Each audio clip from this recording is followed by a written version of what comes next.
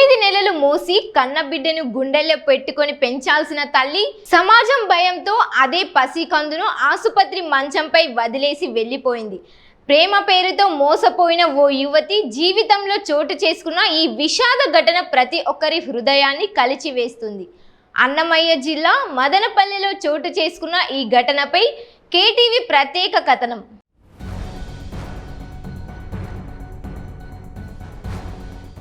అది మదనపల్లె జిల్లా ప్రభుత్వ ఆసుపత్రి. సాధారణంగా అక్కడ నవజాత శిశువుల ఏడుపు కొత్త జీవితానికి నాంది పలుకుతుంది. కానీ బుధవారం ఉదయం వినిపించిన ఓ పసికందు రోదన అక్కడి సిబ్బంది హృదయాలను కదిలించింది.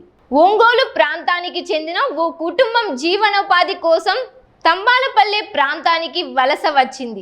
భవన నిర్మాణ పనులు చేసుకుంటూ జీవితం సాగిస్తున్న ఆ కుటుంబంలో ఓ యువతి బంధువే అయిన ఓ వ్యక్తి మాయ మాటలకు మోసపోయింది. పెళ్లి చేసుకుంటాడని నమ్మకంతో అతనిని నమ్మింది.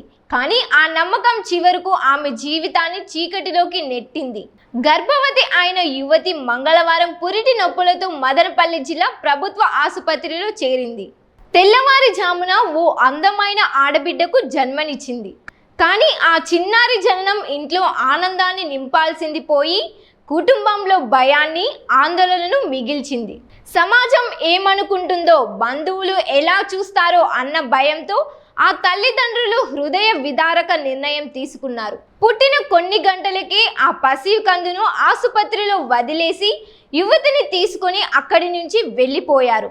ఏ తప్పు చేయని ఆ చిన్నారి మాత్రం తల్లి ఒడిని కోల్పోయి ఆసుపత్రి మంచం పైన అనాథలా మిగిలిపోయింది. విషయం తెలుసుకున్న శిశు సంక్షేమ కమిటీ, ICDS అధికారులు వెంటనే ఆసుపత్రికి చేరుకొని శిశువును తమ సంరక్షణలోకి తీసుకున్నారు. తల్లి తిరిగి వచ్చి బిడ్డను స్వీకరించకపోతే శిశు విహార్కి తరలిస్తామని అధికారులు తెలిపారు. ప్రేమ పేరుతో జరిగిన మోసం, సమాజం భయం, చివరకు ఓ పసికందు జీవితాన్ని ప్రశ్నార్థకంగా మార్చిన ఈ ఘటన అందరి కళ్ళను చెమ్మగిల్లేలా చేసింది.